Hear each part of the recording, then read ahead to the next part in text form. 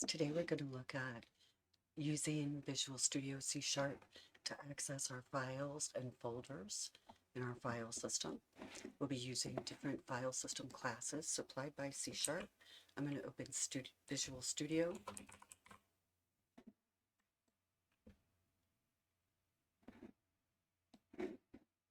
And I'm going to use Visual Studio to open a project. And I want to open the project from one of the files, the data files that were supplied by our textbook. So you should have those, and if you don't, you can refer to your textbook for instructions. And there's a video, I think, out there that shows you how to download all of those files at once. I'm going to go into the Chapter 9 examples and open working with file systems. Because this project was created using Visual Studio Code, there is no solution file, so I'll open the project file. That should contain information about all of the components in the project so that the project is properly opened. And I'm going to look at my program.cs file.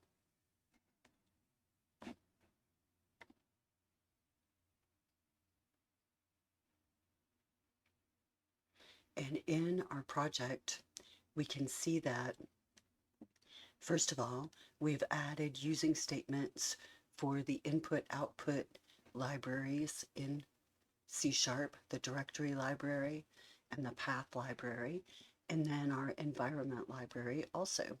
We'll see that we'll be getting information from all of those class libraries. In our main, we create a heading output, a template format for the output that we're going to display in this application. And then we use the drive info class to get information about all of the different hard drives available in the system.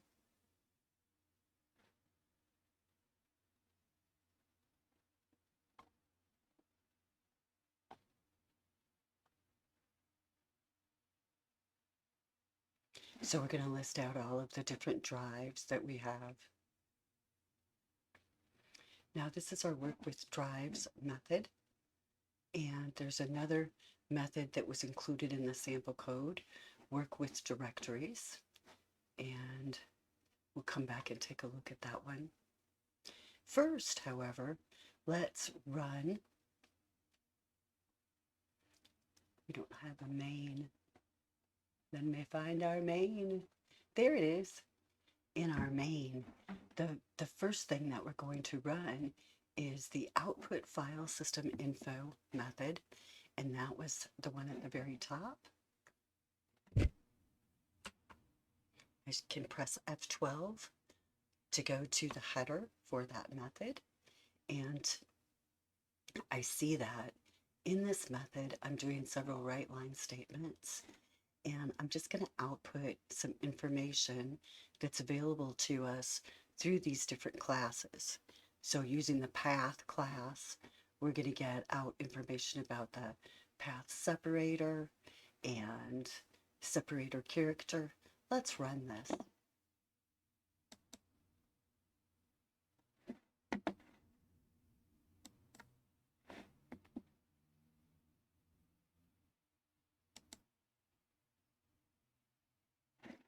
I'm going to try to build it again.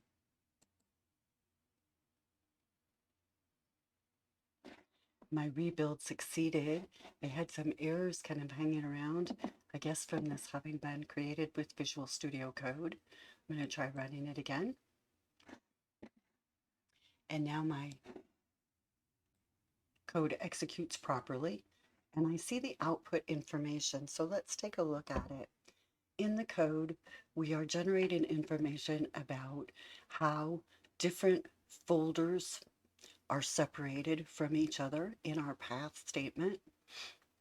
If we were looking at a path that included multiple files, we would see a semicolon in between each one. For individual files, the separator character used is the backslash. Our current directory shows the full path name for our project folder. The environment class, using its current directory property, again shows us our current project folder. We can use the environment class to find out what our system directory is for the system that we're working on. In this system, it's Windows System 32 on the C drive. We can also find out, using the path class, what folder would be used for temporary files. Here's mine. And then we're looking at special folders like the system and application data, my documents, and our personal folder. So all of the code that's in this output file system info method uses properties that are available from these different classes. So here in line 22, I'm using the environment class to find out what the system directory is. So my property name is system directory. Interesting. As we look at this, we might have some questions like, are there other properties available in the path class that I might be interested in? Let's go check.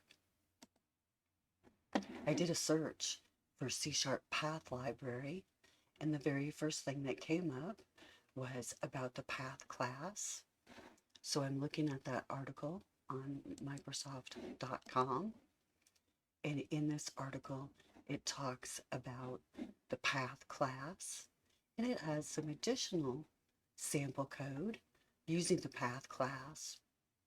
Further down, we see information on all of the different properties that are available from the class and the different methods that are available within the class.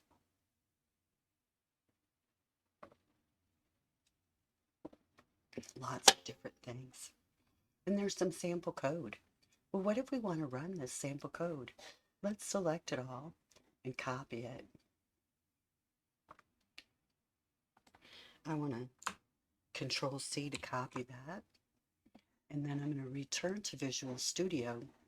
And I want to add this new test class from Microsoft. I see that its name is test to my project.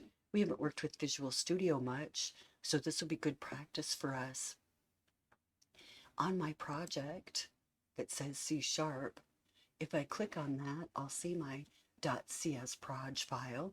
We've looked at that before using code. I want to right click on that and add a new class.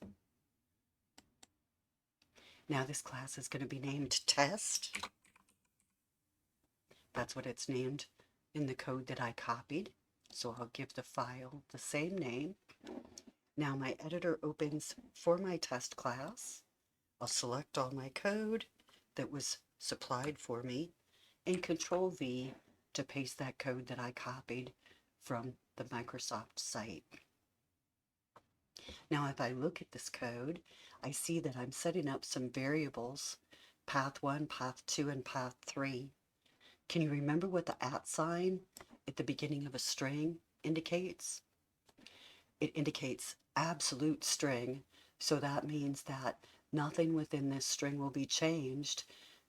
The backslashes will not be converted into control codes or anything like that. So this absolute path indicator is the @ sign.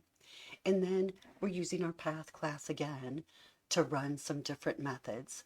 This method returns a true if our file name, our path name, has an extension, like this one, .txt, and it would return false if it had no extension, like this one. So we can see that we're running some additional path methods in this example. Let's run it and check its output.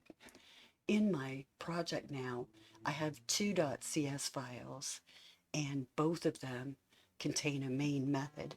We know that C# likes to start up with the main method, so we're going to get some errors. I'll say, no, I don't want to proceed, and we'll check the error. Sure enough, it says you have more than one entry point defined. Which main do you want to use? Well, I can set that in my project. Using Visual Studio, I can use the project properties option. So I'm looking at my project menu and the properties menu item.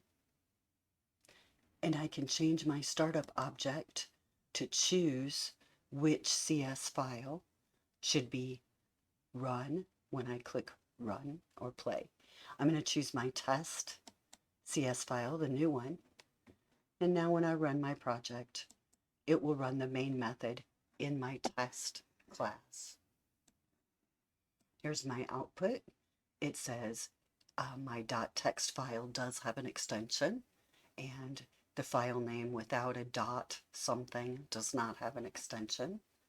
And we have some other meaningful information displayed about the files and folders that we were testing in that example.